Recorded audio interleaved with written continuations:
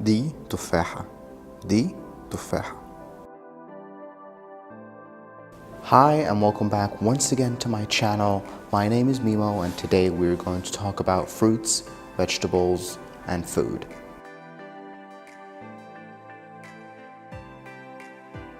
Fruits, vegetables, and food names serve a bigger and deeper purpose than just names that you memorize. We actually use those names in our daily conversation to describe people and situations. So the first thing I'll start with is fruits. Fruits are fakha, fakha.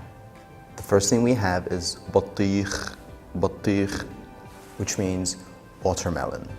Watermelon in general, it doesn't mean one watermelon. If you want to say just one watermelon, then you would say بطيخة, which has the feminine تاء مربوطة at the end. So in terms of feminine and masculine, if you'd like to say masculine words are plural and feminine words are singular, then you would be somewhat correct. However, there is a plural form for every fruit. So now that we know the word for watermelon, how do we use it in our daily conversation to describe people or situations and stuff like that? We usually say watermelon about things that don't make sense, when someone is clueless, he doesn't know what he's talking about. So we would say something like, إيه البطيخ اللي أنت بتقوله ده? What's this watermelon that you're saying? إيه البطيخ اللي أنت بتقوله ده? What's this watermelon that you're saying? Which means you're making no sense. Somebody's clueless, male or female, you would say أنت بطيخة مش عارف حاجة. You are a watermelon, you don't know anything. You would say بطيخة as in a singular watermelon for both male and female. Okay, so the second fruit we have is apricot or apricot, which is mishmish, mishmish. There's actually a tongue twister for this word, and it goes like this, المشمش ده مشمش مشنا. If you can say that. So there's a phrase or a saying that we always say using mishmish, and it's very funny, and it kind of doesn't make any sense. For example, when you would like to tell someone that something will never happen, we would say it will happen in the season of apricot. And for some reason, that season never arrives for Egyptians. So for example, if you ask someone, when are you going to be a millionaire? He would tell you, في المشمش, in the season of apricot, which never comes. So how would I say that in Arabic? أنت هتكون مليونير إمتى؟ في المشمش. And this means in the season of apricot. And before I move on to vegetables, here are some other fruit names that you'd like to learn. تفاح, تفاحة, manga, mangaية, برتقان, برتقانة, موز, موزة, فراولة, فراولاية. So as you can see, there's a pattern. And there is a difference between singular and plural. And keep in mind that this isn't plural. It's just the name of the fruit in general. Now moving on to vegetables. One of the biggest and most popular vegetable in Egypt is eggplant, which is included in many Egyptian dishes. And we call it bitingen, bitingen. And we use this word to describe something which is random, something which doesn't make any sense also. So we would say, إيه البتنجان اللي أنت بتقوله ده? What is this eggplant that you're talking about? And how would you say just one eggplant? It's بتنجانية, بتنجانية. اديني بتنجانية واحدة. Give me one eggplant. اديني, give me, اديني. Now the second vegetable, which is also very important, zucchini, is called kosa.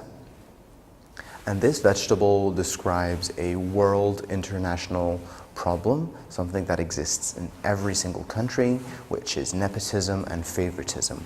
What do I mean by that? I mean, if somebody helps you get a job that you don't deserve, or helps you find something in general, you have an uncle or a friend of a friend who owns a company, gives you a job over someone else, then we would say kosa.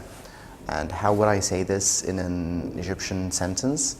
I would say أنت شكلك اشتغلت كوسة. And this means it seems like you worked by zucchini, which means you worked by someone else's help. And here are some other vegetables for you to learn. The first thing is onions, which is basal, and the singular is basalaya, basalaya. Cucumber, khiyar, and khiyara. Garlic is tom, tom. Tomatoes are tomatum. In some countries it's considered a fruit, but we consider it to be a vegetable. And right now we're moving on to food. One of the most famous and most popular dishes in Egypt is kofta, which is basically those meat fingers cooked on skewers. Kofta is used to describe something which is random or chaotic, something that works without any actual plan. So when you go somewhere and you see absolutely no organization of any kind, you would say, "Eh el kofta di?" What is this kofta? The second most popular dish in Egypt or in the Arab world in general is mahshi, which literally means stuffed. And mahshi is basically rice and spices wrapped in some kind of leaf.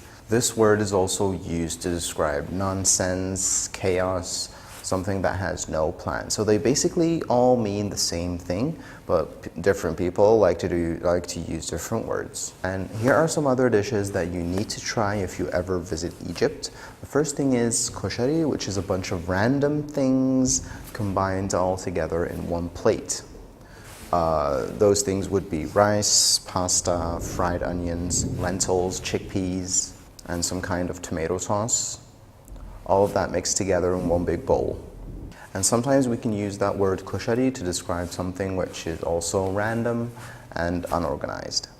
And another very popular dish that you should try when you come to Egypt is called molokhia.